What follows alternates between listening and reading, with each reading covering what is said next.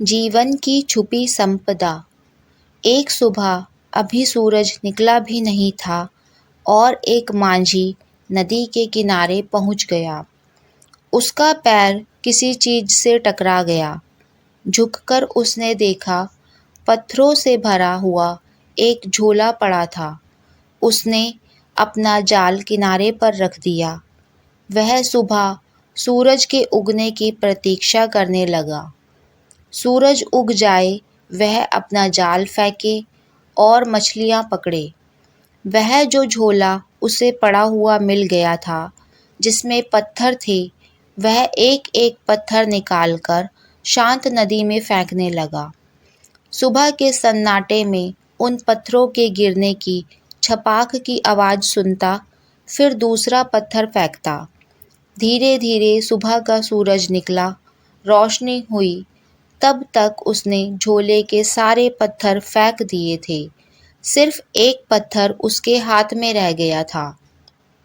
सूरज की रोशनी में देखते से ही जैसे उसके हृदय की धड़कन बंद हो गई, सांस रुक गई। उसने जिन्हें पत्थर समझकर फेंक दिया था, वे हीरे जवाहरात थे, लेकिन अब तो अंतिम हाथ में बचा था टुकड़ा, और वह पूरे झोले को फेंक चुका था। वह रोने लगा, चिल्लाने लगा। इतनी संपदा उसे मिल गई थी कि अनंत जन्मों के लिए काफ़ी थी, लेकिन अंधेरे में, अनजान, अपरिचित, उसने उस सारी संपदा को पत्थर समझकर फेंक दिया था। लेकिन फिर भी वह मछुआ सौभाग्यशाली था, क्योंकि अंतिम पत्थर फेंकने के पहले सूरज निकल आया था और उसे दिखाई पड़ गया था कि उसके हाथ में हीरा है।